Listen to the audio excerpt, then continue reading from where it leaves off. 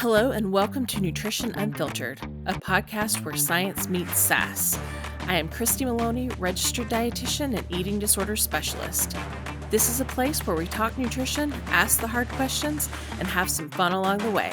I'm so glad you're here. Hi, I'm Christy, and welcome back to Nutrition Unfiltered. Have you ever wondered if weight loss would magically solve all of your problems?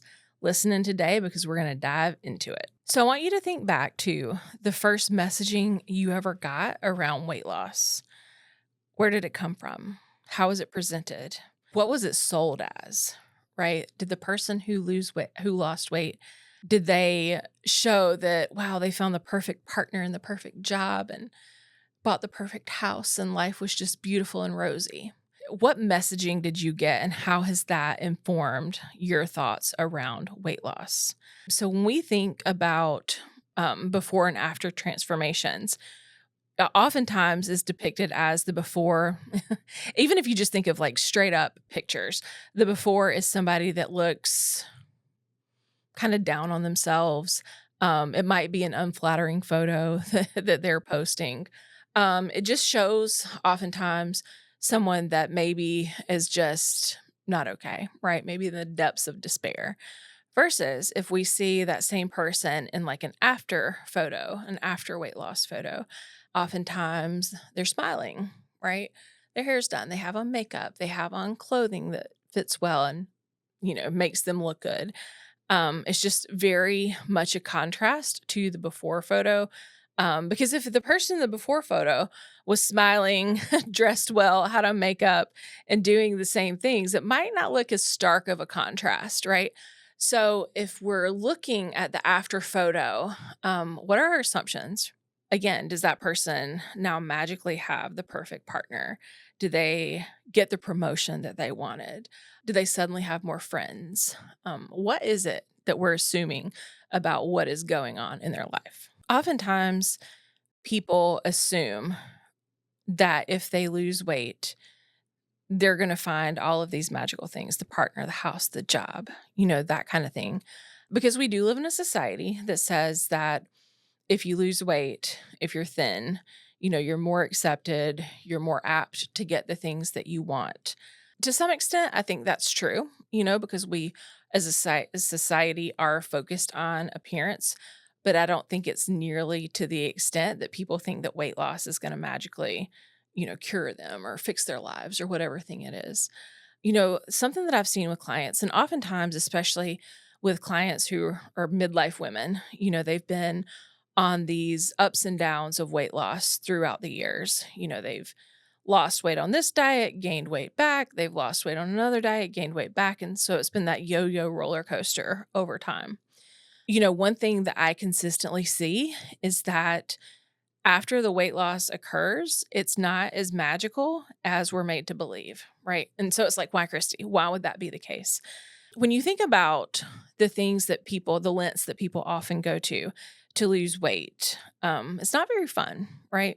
So if you think about having to exercise more than is healthy for you, or more than you have time for, or more than your body is saying to do, that's not great. And so in order to keep up weight loss, you have to sustain that, right? So that's a forever thing in order to maintain. And so, when people show those after photos, you're losing some of those, you're not seeing those less glamorous parts of, you have to keep up this very rigid exercise regimen, or you have to keep counting calories forever, or you have to, you're going to have to restrict every day of your life, right? And so what I do know for sure is that weight loss takes up what I call a lot of mental real estate. So one question that I ask my clients all the time, and generally they're coming to me for disordered eating. I say, how much mental real estate does the thoughts of weight, food, weight loss, body, how much time does that take for you? And what percent of your waking hours are spent thinking about this? And I can tell you that if anybody says it's more than 20% of their day, that to me is an automatic red flag that this is crowding out other things in their life, right? I think it's normal, right? We all have to think about what we're going to have for dinner, or what we're going to have the next week for for meals in order to get our grocery list and our grocery shopping done, right? So some of that's normal. But when you think about if somebody's spending 50 to 60% or more, I've definitely seen people say as high as 80 or 90% of their day thinking about what they're going to eat, what they're not going to eat, obsessing over calories, the fear over what if I binge, the thought they have to put in to the amount of exercise they're going to do, the ups and downs, mentally that come with I lost a pound, I gained a pound, all of those things really take up a lot of time. And so, when you see the before photo, that person probably had a whole full life, right? They probably had a partner and a job and friends and, things that they enjoyed, but they were sold that this weight loss was gonna magically fix everything, even though there might not have been anything to be fixed anyway. We know for sure that most of the people, at least up to 95% of people that lose weight through just restrictive weight loss methods, fad diets, they gain the weight back, right? So if you're unable to, or you, if you're unable to, or don't want to continue to put, again, that 60, 70% of your mental real estate toward the focus on weight loss, maintaining your weight, it's not going to be long term sustainable. And if, kind of coming back to my clients that, you've gained weight, you've lost weight, you've gained weight again, you've lost weight again. The weight loss, it feels good. There's a little high that comes with that, right? Like you're doing things, your body's changing. That feels good. And you get a lot of positive reinforcement from people around you making positive comments on your body. But when those methods are unsustainable, your life is not going to be the picture perfect image that you have in your head, right? When you think about, again, the mental real estate of 60 to 70% of your thoughts going to food, weight, body, and exercise, what is that crowding out, right? Is that crowding out your ability to be able to go out with friends or go out with your family for dinner or sleep in on a Saturday morning because you hung out with your friends the night before? Is it affecting your job performance? Where actually now, you might have lost weight, but you can't focus. So your performance at work might even be worse than it was before. These are all the things that we don't talk about when we're sold that losing weight will change everything in your life for the better. And then, I also want to touch on if you're doing that yo-yo roller coaster. When you lose the weight, it feels really good. But when you gain it back, and for most people that's inevitable, you feel worse than before you even started the whole cycle. So what actually happens when you lose the weight, right? There are some positives that happen, right? People, because we live in the culture we live in, might be nicer to you. They might talk to you more. They might treat you in a way that just feels better. That happens. I've had that happen to myself. I know that is real and that's true. And it's something I've heard from my clients as well. There are definitely, aspects of weight loss, being able to move better in your body or have mobility, or, we know that some things can be fixed, like, sleep apnea gets better, joint pain might get better. There's no guarantees, but it might happen. There are positive things that can come with that, and we know that. But then on the flip side of that, it becomes a fear, right? Like a fear of, what if I gain weight? Was I so hideous and unlovable before? What if I gain the weight back and I become hideous and unlovable again? What happens if I gain the weight back and my doctor tells me that my sleep apnea is back, right? Am I going to feel like a failure then? The things that you really want to think about is, yes, there are some things that come with weight loss that are or feel like positives, right? That is very real. But when you think about, again, the amount of time, the mental real estate that you're putting into this, it often feels worse, right? Because then not only are you focused on, I need to eat a certain way to lose or maintain weight, right? Like you've got that going, you've got a big focus on body image. Then every time you eat, you're kind of then also riddled with that, what if I blow it? Right? Like, what if I eat something I'm not supposed to? Or what if I binge? Or what if I gain weight back? So when you think about eating and you have all of those thoughts that come flooding in, whether you're having a meal or a snack or that sort of thing, that becomes even worse. I talk with my clients a lot about their ability to be present at functions, right? For a lot of my clients, it's their goal to be able to go to a kid's birthday party or a grandkid's birthday party or a wedding, whatever the event is, and be able to be present and not think about food, weight, and body image all the time. And so when people lose weight, then I often see, on the flip side, you get positive attention, but then it consumes your thoughts. That can lead to definitely full blown eating disorders. That can lead to depression. That can lead to anxiety. And it's for almost everyone, it's unsustainable in some way, physically or mentally. One question I get from clients all the time is, how in the world am I ever going to feel good about myself if I don't lose weight? If I'm stuck, quote unquote, in the body that I'm in, how are things ever going to feel good? And so to that, I say, if your problem is you want better mobility, then work on mobility, right? Go to a physical therapist that's able to help you. Do stretching at home, do exercise that is appropriate for you and safe for you. That's going to help your mobility independent of weight loss. If you're like, but Christy, I really want to wear this like cute thing, get the cute thing, right? Like if you wear it now, you style it, you feel good in it, you're going to feel okay.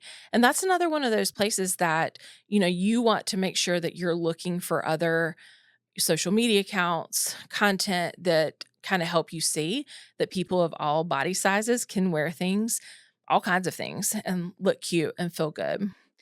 Other things that you can do to feel really great in your here and now body is take care of yourself. I preach that all the time. Body respect leads to body neutrality at a minimum, if not some body positivity here and there. If you feel like you're having trouble sleeping, go to a sleep doctor, get a sleep study. If you need CPAP, get a CPAP. You know, I think that there can sometimes feel like a shame or a stigma around that sort of thing. Like, well, if I just lost weight, I wouldn't need this CPAP. Maybe, but maybe not. People of all sizes have sleep apnea. Do the thing that's going to take care of yourself right now and make you feel better, because that is going to like transcend every other part of your life and create a confidence and a happiness in your here and now body that you never knew could exist. So, one thing that I see for people in their relationship with food and their relationship with exercise is that it's very polarized. It's either very much, I'm on a diet and I'm counting calories or carbs or whatever thing, or I'm not, right? And like it's a free for all and I don't care. And it just turns into binges with no in between. Same thing with exercise. Either I'm going to work out hours a day, every day of the week, or I'm just not going to move at all, because what's the point, you know? And so, in order to create sustainable, healthy eating patterns and weight loss patterns, we really have to separate that from the weight loss journey. Because let's be honest, the things that we do in the name of weight loss are oftentimes very unhealthy, right? Like exercising when you're sick or injured, or eating a caloric amount that's so low that it can even sustain what a toddler needs, much less a full grown human. Right. So if you're thinking about health for the long term, one, I want to acknowledge that it's very hard to separate ourselves from the thin ideal and weight goals that we may have had or have. And if you can think about eating to prevent disease, if you can think about eating in a way that's going to sustain and promote physical and mental health, often that doesn't look a lot like what we do when we're on a weight loss journey. In food, I talk all the time about food neutrality. Food isn't good, it isn't bad, it just is. So I'm not good if I eat grilled chicken and steamed broccoli, and I'm not bad if I have, I don't know, a burger and fries, right? Like those things are all proteins, fats, and carbs at their base. Those things are neutral. We assign it morality. And when you get into the space of, I'm bad if I have the burger and fries, then that leads to, I'm bad. What's the point? Screw it. I'm just going to eat whatever. It doesn't matter. It leads to this shame and negativity spiral, which is not conducive to health at all. So if you can think of things from a food neutral perspective, I need proteins, fats, carb, and produce, and that's it. neither of those things are good or bad. Your body doesn't look at amino acids and say, that's a good protein or that's a bad protein. And it doesn't look at a carbohydrate and say, that's donut carbohydrate versus apple carbohydrate. It all breaks down into glucose. Of course, they have different micronutrient panels, yes, but you get the point. Your body recognizes those things for what they are. So if you can get to a space of having a representation of all the nutrients, finding ways that you enjoy produce, that long term is going to do more for you than focusing on weight loss ever will. In terms of movement, ways to have that are not weight loss focused. One thing I love to talk to clients about is what movement they enjoyed as a kid, right? Like, did you enjoy riding a bike? Did you enjoy playing kickball? Did you enjoy soccer? Did you enjoy swimming? And reconnecting with the fun, like play aspect of movement is really important. Some people can run on a treadmill and they love it. It feels great to them. And some people, it feels like depths of despair in their weight loss journey and is too reminiscent of just being at an unhealthy mental space. You have to determine what works for you, because the thing that's going to work the best and be the most healthy is going to be the thing that you want to engage in consistently and feel sustainable. One other thing I want to have you think about too is like your confirmation bias.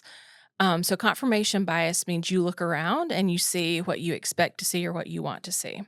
Right. So if you look around and the only people you notice are people that are your body ideal, whatever it is, you notice them and you notice the positives about their life, that's going to confirm to you that losing weight, being in a specific body is going to change your life. Right. So if you can zoom out and say, okay, if I'm going to challenge my confirmation bias, I'm going to look at the next 10, right? Here's a practical exercise you can do. If you're sitting in a coffee shop, say, I'm going to look at the next 10 people that come in. I'm going to notice their body size. I'm going to notice what they're wearing. I'm going to notice how they carry themselves. I'm going to notice, are they meeting friends? Are they not? And you're going to see that people of all shapes and sizes are going to be doing all kinds of things, and they're going to be having lives that they love and enjoy. So if you can look around and see that, then you'll realize, hopefully, that weight loss isn't the thing that's going to make you have a life you enjoy. That life is already there for you. If this episode resonated with you, I've created a resource called the Nutrition Recovery Workbook that could help you explore your relationship with food, movement, and body, and help see that there are ways that you can be healthy and enjoy your present body without feeling the strong need to have to lose weight to do so. Thank you so much for listening today, and I'll see you in the next episode.